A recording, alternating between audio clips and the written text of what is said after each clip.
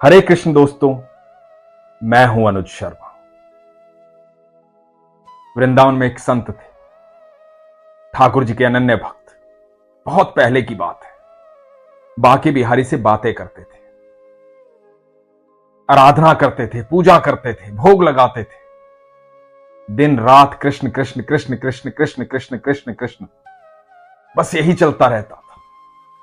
जब भी कोई मिलता था, राधे राधे, हरे कृष्ण, इस तरह की आवाजें देते थे।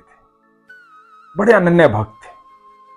एक बार मन में आया कि बांके बिहारी के पास इतने दिन रहा हूं, एक बार राम जी से मिलने अयोध्या चलता हूं। अयोध्या की तरफ बढ़ने लगे। जब अयोध्या पहुंचे तो वहां भी बहुत संत मिले। ये संत जहां भी जाते थे बस यही कहते थे, हरे कृष्ण, राधे राधे, राधे राधे, हरे कृष्ण। एक संत मिले अयोध्या में। उन्होंने कहा, राम राम बोला करो, यहां सब राम राम बोलते हैं। अयोध्या में सब राम राम बोलते हैं। तो उन संत ने कहा कि राम राम बोला करो, कृष्ण में क्या रखा है, कृष्ण बोल के क्या होगा। तो इन संत ने कहा कि कृष्ण ही तो है सब कुछ, अनंत ब्रह्मांड के रचयिता, मेरे परमेश्वर, मेरे सर्वेश्वर, सब कुछ तो है कृष्ण। तो अयोध्या की संत ने कहा, कृष्ण तो नाम भी पूरा नहीं है, टेढ़े हैं, बांके हैं। कुछ अच्छा काम किया जीवन में? जीवन में जो काम किया सब टेढ़े किए। नटखट है, छलिया है, माखन चोर है, रण छोड़ है। नाम भी कृष्ण है, वो भी पूरा नहीं है। एक बार राम बोल कर देखो, कितना सरल है, कितना सहज है। राम, आत्मा तृप्त हो जाती है। एक बार राम बोल के देखो, कृष्ण बोलने में भी जोर लगता है। जैसा नाम है वैसा ही कृष्ण है। सरल रहो, सहज रहो। राम, आगे से बोलो राम राम। मन ही मन ठाकुर जी के भक्त ने सोचा, बात तो ये संत सही कह रहे हैं। राम नाम कितना सरल है, और कृष्ण तो टेढ़े ही है। बचपन से सारे काम टेढ़े ही किए। मन उदास हो गया इन संत का। उन संत को बोले कि ठीक है, राम राम, और अयोध्या से वापस आ गए बांके बिहारी के पास। बांके बिहारी के पास आए, बांके बिहारी को बोले, करवा दी ना बेइज्जती, सारे काम टेढ़े किए हैं, कुछ सीधा किया है जीवन में? अयोध्या के संत थे, कह रहे थे कि राम राम बोला करो। राम बोलना कितना सरल है, कितना सहज है। तुम भी राम राम बोला करो।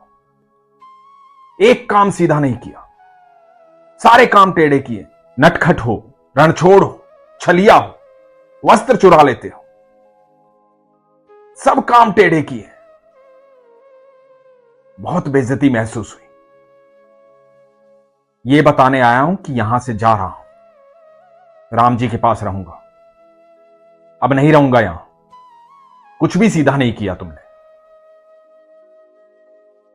इतने दिल से ये संत बांके बिहारी से बात कर रहे थे।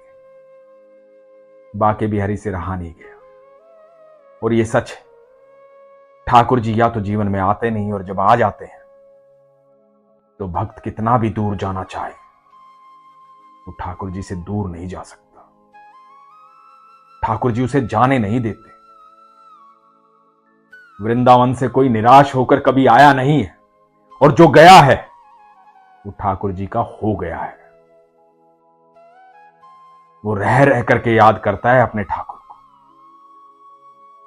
तो ठाकुर जी ने सारी बातें सुनी, और जब ये संत जाने लगे तो बाहा पकड़ ली और बोले, कहां जा रहे हो? मेरा प्रेम दिखाई नहीं दिया? कितना प्रेम करता हूं तुमसे। बस एक संत की बातों में आ गए? भूल गए अपने बांके बिहारी को, भूल गए अपने ठाकुर को।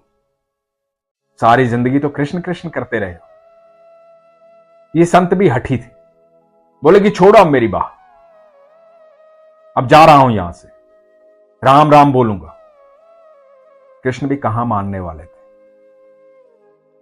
कृष्ण इन संत के साथ साथ चल दिए। रास्ते में संत को प्यास लगी। जब इन संत को प्यास लगी तो ठाकुर जी तो समझ गए कि प्यास लगी है। सामने एक कुआं था, वहां एक बाल्टी थी। उस बाल्टी को कुएं में गिरा दिया। बिना रस्सी की बाल्टी थी। अब संत को बोले कि प्यास लगी है ना? तो संत ने कहा कि साथ साथ चल रहे हो मेरे? नहीं आऊंगा वापिस, अब अयोध्या ही जाऊंगा, प्यास तो लगी है। तो ठाकुर जी ने कहा तो पी लो पानी। प्यास बड़ी जोरों की लगी थी। कुएं के पास गए, देखा पानी की बाल्टी जो है वो कुएं में गिरी हुई। अब निकाले कैसे? ठाकुर जी बोले निकालो इसे। बोले अब कैसे निकालो? निकालने का कोई साधन ही नहीं है। तो ठाकुर जी ने कहा कि भक्त हो मेरे, मदद करूंगा तुम्हारी, जाओ कुछ ढूंढ कर लाओ, बड़ा सा डंडा लेकर आओ, निकालेंगे इसे। अब वो संत जो हैं कुछ ढूंढने गए, उन्हें एक लोहे का डंडा मिला, बड़ा सा डंडा लेकर आए। ठाकुर जी ने कहा कि निकालो। उन्होंने उस डंडे से बाल्टी को निकालने की कोशिश की, लेकिन बाल्टी नहीं निकली। बाल्टी निकलती कैसे? डंडे में अटके कैसे? ठाकुर जी ने कहा कि डंडा बाहर निकालो। वो डंडा बाहर निकाला। ठाकुर जी ने उस लोहे के डंडे को आगे से मोड़ दिया, मोड़ करके कुएं के अंदर डाला और बाल्टी को उसमें अटकाया और बाहर निकाल दिया। संत को बोले कि देखा, सीधा था ना ये डंडा, नहीं निकल रही थी बाल्टी, लेकिन टेढ़ा होना पड़ा। जब टेढ़ा हुआ तो निकल गई बाल्टी।